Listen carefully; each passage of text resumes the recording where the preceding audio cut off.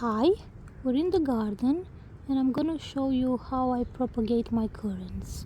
In front of us we have a Rovada variety, which is a very good variety. It can yield up to 10 kilograms of currants per bush apparently. So since this bush came with quite a few branches on it, I'm gonna take a cutting and plant it in another spot.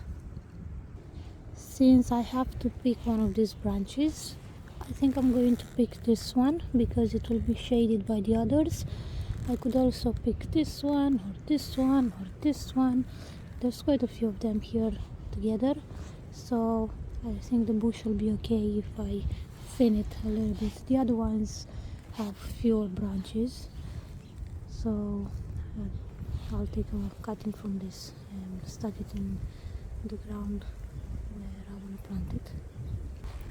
So I've got my pruners here, Felco. I think it's number 6.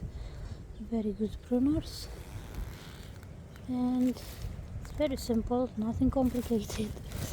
I think it's one of the easiest things someone can do in the garden to propagate plants. So we have here, I'm gonna cut it at an angle.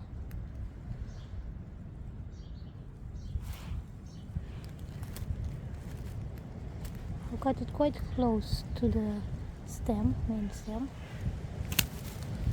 You can see here, that's what's left.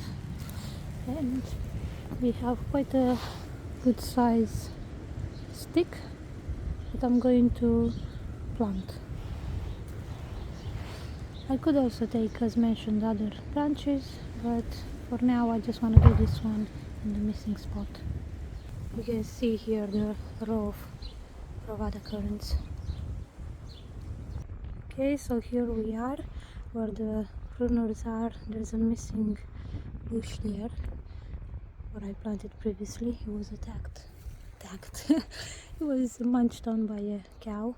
I did put another cutting, but this was quite small. I can't remember the variety. It might be Rosetta or GVT, but this is quite small, so I'm gonna stick this next to it.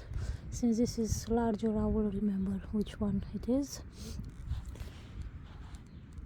So yeah, another thing to mention is, let's say you received cuttings from someone. You saw me taking it from the garden now, but if you had received just something like this, how would you know which way to stick it in? So you have to look for the buds. You can see here the camera is focusing. So we have the bud here facing up, so we have to stick the branch with the buds sticking up, not the other way around, because otherwise you won't root, you will die. It needs to grow the right way.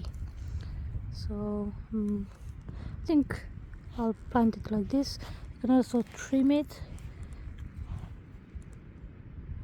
to make it easier for it to stick, but since this is wood chipped, it will be fine. So I also planted one hazel here, which has started to sprout, so we'll see if it survives the winter. We had a few warm days recently, but we might get colder weather again because we're only in January. Snowdrops have started to bloom, but it was similar last year and then the weather turned really wet. We'll see what we have this year.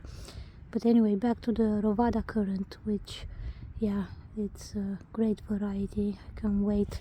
I'm really excited by the potential that it will yield up to 10 kilograms per bush of red currants. It's beautiful. I love red currants. So yeah, we'll stick at least 2 buds in the ground. I mean, up to 2 buds. This maybe has like 25 centimeters, I think. I haven't measured it. So yeah, I'll stick it in and let's see. I think I'll put it here. Okay, so I'm just gonna, again with the buds facing up, just gonna push it through. that should be fine now. I'll cut a bit from the top, and I'll cut it again at an angle, so when it rains, if they're cut straight, they might catch diseases, the cuttings. So it's always best to do, if you do coppicing or any sort of propagation, it's good to have them at an angle where you've made a cut. See if it's fine here. Yes, it still has green. The top looked a bit dry, but the rest is fine. So yeah, you also have to check if the wood is green, because otherwise if it's dry, obviously it means it's not alive. This is in good condition, so yeah, hopefully it will root and provide us with delicious red currants in the years to come. Thank you for watching.